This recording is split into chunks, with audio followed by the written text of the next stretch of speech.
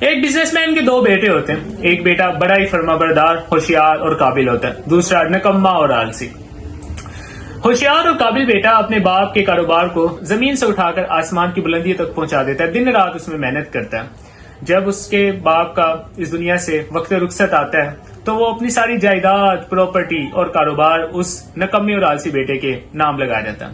اور وہ جو احساسات اور جو فیلنگ اس قابل اور ہوشیار بیٹے کی ہوتی ہے کہ اس نے اپنی ساری زندگی اور محنت جو ہے وہ اس کاروبار میں صرف کر دیتا ہے، لیکن اس کے ہاتھ میں کچھ نہیں آتا، تو وہی احساسات اور وہی فیلنگ ہمارے اوورسیز پاکستانیوں کی خاص طور پر ہوتی ہے جب وہ ساری زندگی پردیس میں محنت کرتے ہیں، پردیس کاٹتے ہیں، لیکن جب وہ پاکستان واپس آتے ہیں جو انہوں نے محنت سے پراپرٹی اور گھر بنایا ہوتا ہے تو آ کے دیکھتے ہیں کہ اس پر کسی رشتہ دار نے، بھائی نے یا کسی اور شخص نے جو ہے وہ انلیگلی جو ہے نا وہ قبضہ کر کے رکھا ہوگا.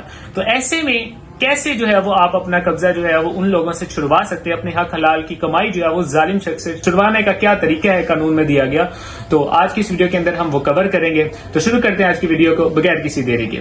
السلام علیکم خواتین و حضرات، امید کرتا ہوں سب خیریت سے ہوں گے. جس طرح انسان ایک طرح کا نہیں ہوتا اسی طرح قبضہ بھی ایک طرح کا نہیں ہوتا. جی ہاں، قبضے کے بھی دو قسم ہیں. ایک قبضہ وہ ہوتا ہے کہ آپ کے پاس آپ نے پراپرٹی لی ہے تو آلریڈی کسی کا اس پر قبضہ ہے، خاص طور پر فار ایگزامپل وراثت منتقل ہوتی ہے، اور خصوصاً بیٹیوں کے لیے کہ ان کے نام تو وہ پراپرٹی لگ گئی ہے، گھر جو ہے ان کے حصے آیا، لیکن ان کو حصہ نہیں ملتا. بھائی جو ہے اس پراپرٹی کے اوپر قابض ہے اور وہ ان کو حصہ نہیں دیتا.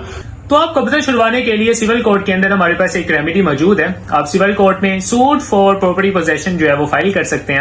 آپ کہہ سکتے ہیں کہ یہ ہماری پراپرٹی ہے، ٹھیک ہے، ہمارا حق ہے، یہ میرے نام ملتوی ہو چکی ہے تو مجھے قبضہ لے کے دیں. ٹھیک ہے، یہ بجائے اس کے کہ عام طور پر کیا ہوتا ہے کہ جب کوئی کسی کی پراپرٹی کو نہیں دے رہا ہوتا، اس پہ قابض ہوتا ہے، تو لوگ کیا کرتے ہیں، ڈنڈے سوٹے لے کے اس جگہ پہ پہنچ جاتے ہیں، مار گرائی شروع کر دیتے ہیں. اس کا فائدہ بھی قابض لوگوں کو ہوتا ہے. کیا ہوتا ہے کہ وہ تو چاہ رہے ہوتے ہیں کہ آپ ان کے پاس جائیں، وہاں پہ جا کے ان کو ایک ڈنڈا مارے، دوسرا وہ خود اپنے آپ کو مارے اور میڈیکل کروا کے آپ کے اوپر کرمنل کیس کروا دے تاکہ زندگی بڑھ جائے. آپ وہ والا پراپرٹی کا پرچہ جو ہے وہ بھگتے پھریں اور جو آپ ہے وہ کرمنل کیس جو ہے وہ بھگتے پھریں.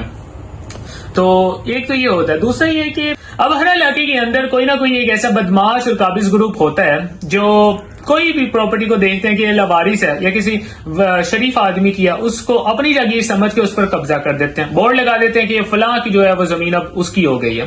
تو ایسے میں جب کوئی قبضہ گروپ جو ہے وہ آپ کی زمین کے اوپر، گھر کے اوپر قبضہ کر لے تو آپ کے پاس سول کوڈ سے بھی ایک شاندار ریمیڈی قانون کے اندر موجود ہے کہ آپ سیشن کوڈ کے اندر illegal disposition of property 2005 act کے تحت جو ہے وہ کیس فائل کر سکتے ہیں، سوٹ فائل کر سکتے ہیں. تو سیشن کورٹ کے اندر یہ فائدہ ہوتا ہے کہ یہ تھوڑا سا جلدی پروسیجر ہوتا ہے، یہ کرمنل تھوڑا سا کیس کے اندر چلے جاتا ہے، کرمنل فیس کے اندر. تو اس میں جو جج صاحب ہیں وہ متعلقہ تھانے کے ایس ایچ او سے بھی انوالو کرتے ہیں، اسے کہتے ہیں کہ ہاں بھائی اب یہ سے ویریفائی کرو کہ کیا یہ جو بات ہے یا جو قبضہ ہے یہ واقعی ہے. تو اگر ہے تو ود ان منتھس جو ہے 4 to 5 months جو ہے وہ جج صاحب جو ہے اس کا فیصلہ کرتے ہیں. نہ صرف وہ آپ کو آپ کی جو پراپرٹی ہے اس کو واپس لے کے دیتے ہیں، بلکہ جن لوگوں نے اس پر قبضہ کیا ہوا ہے، جو قبضہ گروپ ہے، ان کو سزا بھی ہو سکتی ہے، جرمانہ بھی ہو سکتا ہے. تو ہوپ فلی آپ کو آج کی ویڈیو جو ہے وہ اچھی لگی ہوگی. اگر آپ کے مائنڈ کے اندر کوئی بھی کویشچن ہو یا کوئی بھی پرابلم ہے جو آپ فیس کر رہے ہیں تو آپ ہمیں کامنٹ کر سکتے ہیں، ڈی ایم کر سکتے ہیں. ہم کوشش کریں گے کہ آپ کی کوئری کے ریلیٹڈ ایک الگ سے ویڈیو بنا سکیں. اگر آپ فیس بک پہ دیکھ رہے ہیں تو ہمیں فالو کر لیں، یوٹیوب پہ دیکھ رہے ہیں تو سبسکرائب کر لیں. انشاءاللہ ملتے ہیں اگلی ویڈیو میں.